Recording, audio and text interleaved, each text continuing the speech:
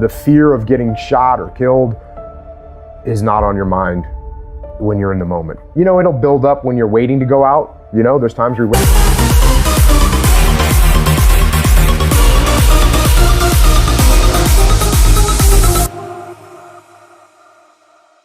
Realize that there's nothing you can do about that. I mean, other than just quit and just resign yourself to a life of cowardice. But if you opt to not do that and you step up and say, okay, I'm ready. And if I die, I die. And once you overcome that, then nothing else to be afraid of. There's no one that wishes for peace more than people that have been to war. Because when the war drums sound, it's my friends that are going to fight. That's who's going to fight. It's my friends that are going to put their lives on the line. So when the war drums sound, the people that have been to war are the ones that actually say, let's think about this first. Because like I said before, and like everyone says all the time, and they say it like it's no big deal, but war is hell. And when you take a 18-year-old kid and you're gonna go put him in a situation where he's gonna have to kill people and possibly get wounded or possibly get killed himself, that's a traumatic experience. And so before you do that, you should think about why you're doing it and understand if the people have the will to fight. And the will to fight, as I've said many times before, the will to fight is the will to kill and it's the will to die. And those are some pretty big wills that you need to have.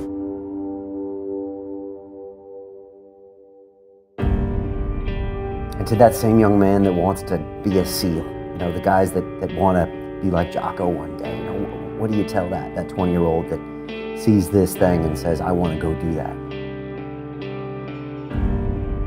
Well, first of all, don't try and be like me. Be better than me. Crush me. Make me look like a baby. That's what you do. And don't talk about it. Don't mull it over. Don't plan for it. Just get after it. Just get after it. Make it happen. Use your force of will to make it happen. As a human being, the strongest thing you've got is your force of will. So take that force of will and make that happen.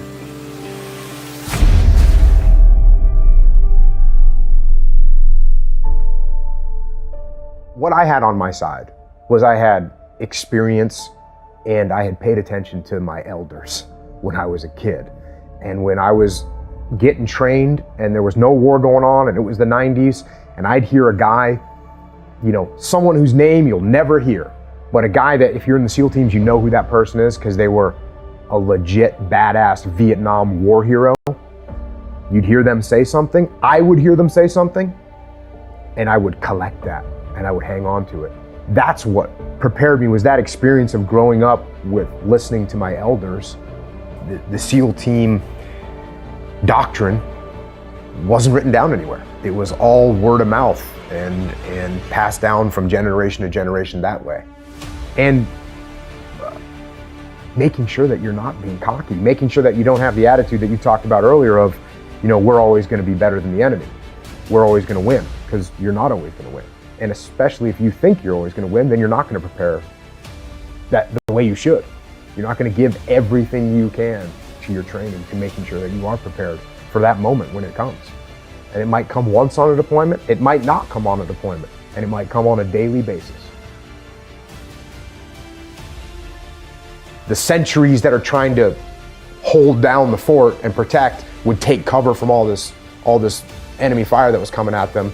In would come a big suicide vehicle-borne IED, truck-loaded bomb, and they would just drive right into the compound and detonate themselves and kill dozens of people.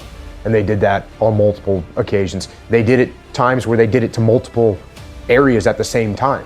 Wow. So that's how coordinated the enemy was. They knew what they were doing. Were you impressed by them? Were you ever like, I didn't expect that to happen? Or did you ever have a respect for their tactics? I absolutely always had respect. I respect the enemy, absolutely. And the minute you're not showing respect to the enemy and their capabilities is, again, that's a lack of humility, and it's going to get you killed. You have to respect your enemy at all times. Yeah, I always wanted to be a commando ever since I was a little kid, and I heard that the SEALs were really tough and that the training was really tough. And then, once you get in, everyone makes a big deal out of buds, but it's in the SEAL teams, it's no big deal. Everyone goes through it. You get cold, you get wet, whatever. You do a bunch of push-ups and pull-ups and dips. Anyone that gets to the SEAL teams and does deployments overseas and has a real career, they're not talking about buds training. It just doesn't mean anything. I had a guy that was, NCAA water polo team captain champion, and he quit. And I had a guy that was an Olympic alternate gymnast, and he quit. Just because someone's a good physical athlete, it doesn't mean that they're a good SEAL, because being a good SEAL is a lot more than just being a good athlete. Being a good athlete is like the baseline, and it's everything that you learn to do after that. A good leader, a guy that's tactically sound, a guy that makes good decisions, a guy that's good under pressure, a guy that doesn't ever give up on trying to accomplish a mission. Those are the things that make a good SEAL.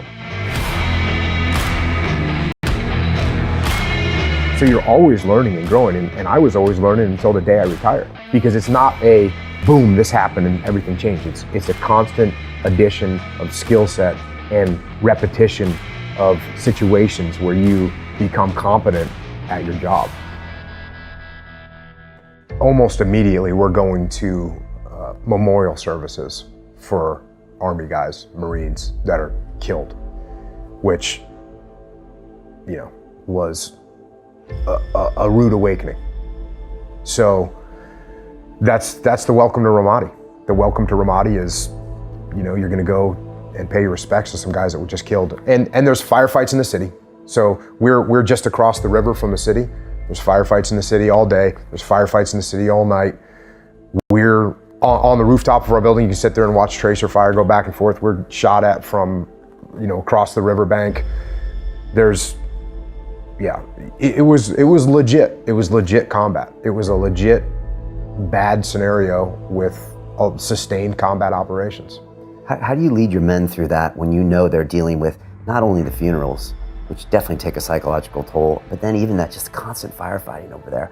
I mean, do you have to switch up your gear and think, okay, I got to lead stronger or maybe a little easier in certain scenarios? Are you changing a little bit? You do have to modulate your leadership. And you have to do that if you're in the business world. You have to do that if you're leading any kind of team. You've got to modulate, and you got to recognize when your guys need to be pushed and when your guys need to be not pushed and given a rest. So you're constantly doing that, regardless of what kind of team you're leading. And in combat, I say all the time, it's amplified, because if you push your guys too hard in combat, they're gonna break. Whereas in business, maybe they make errors on something, or maybe they do snap. I mean, it does happen in the business world where people can't take it anymore. But in combat, it'll happen very quickly. And so, you're constantly modulating and taking measure of where your guys are at. And, sometimes I didn't do a great job of that. Sometimes I went a little far and said, ooh, wow, I just saw the look on that guy's face. He needs a rest. And I should have recognized that earlier. And, you make mistakes, no doubt. And whether your mission is to go out and capture, kill bad guys, or your mission is to produce something or sell something or manufacture something or design something, trying to get that team to be unified behind a plan and execute it efficiently, it doesn't matter what the mission is. You're still dealing with human beings. You're still dealing with people. Whether you're in the SEAL teams or whether you're in the Army or the Marine Corps, the people that are working for you are not robots. They're people. And you cannot give them orders and expect them to just execute like a robot would. If the military was like that, then military leadership would be the easiest thing in the world. My guys wouldn't just do what I told them because I outranked them. And I kind of get that funny look. Well, let me ask you this. I'm here because your employees aren't doing what you want them to do, right? Can you just fire them? Don't they work for you? Aren't they supposed to follow you because you're in charge and you write their paycheck? But all of a sudden they're not doing what you tell them to do. Why is that? It's the same exact reason, because they're people. And guess what? People want to own their own destiny. They want to be in charge of what's happening. They want to take ownership. They want to create the plan. That's how they want to go through life. They don't want to go through life being treated like a robot. They want to be treated like a human. So don't talk to me about, oh, well, it was easy for you because you had these highly trained, highly disciplined, Terminator robots that work for you. Not true. In fact, the opposite. I had a bunch of hard-headed, the guys that you talked about earlier, I had a bunch of hard-headed, very determined, thick-skulled guys that, I had to get them to do what I wanted them to do. I had to get them to want to do what I wanted them to do. I had to make them think that it was what they wanted to do. That's the goal. That's what leadership is. And the worse your plan is thought out, the less response you're going to get. And just like in business world, the less input I get from you as we create this plan, the less apt you are to execute it correctly. So when it comes time, when you have to go execute something, I want you to plan it. I'm not going to plan it for you. I want you to plan it. Now I'm going to come and check out your plan, and we'll collaborate to make sure it's the best plan, because maybe I have more experience than you, or maybe I have some strategic vision that you don't have. But I want you to plan it. That way you own it. And if you own it, when you go to execute it, you're going to put that much more effort into it. That's hard to quantify, but that's real. That is real. If you come up with a plan, you're going to put more effort and more pride in executing that plan than if I come up with a plan and I give it to you and tell you to execute it. That's just a reality. I don't care who you are. That's a reality. Ordering people to do things does not work. You actually have to lead them. And that's another buzzword out there is accountability. You got to be accountable. You got to hold your people accountable. And to me, accountability is a tool. It's a tool of leadership, but it's not the primary tool of leadership. It's actually a crutch. It's actually a tool to use when you don't pull off leadership correctly. So what you want to do, I talk about this all the time. I didn't hold my guys accountable. I didn't, walk down the line and inspect what they were doing. And no, I didn't have to hold them accountable. They wanted to do the right thing. They wanted to do what was aligned with the mission. I had to hold them back. Never mind make them do it. And that's what leadership is. It's not about accountability. It's about leading and getting them to lead themselves and getting them to take ownership of things. That's when you know you've succeeded as a leader, when you're just about out of a job. When you're sitting back and you don't have to do anything because your frontline troops and your subordinate leadership is making things happen with almost no effort from you. And the only time you have to step in is when something's going sideways or you see something getting off track, you got to step back in there. But the ideal is that you can sit back, observe, start looking at what the other strategy is, what to do next, other problems, other parts of the world, but you can just let your people do what they want to do because they want to do it. Not because you have to breathe down their shoulder and hold them accountable. Not the way to lead. You feel like your life is going to last a long time. And if I was to talk to my 26-year-old self, I would tell that kid that you don't have time.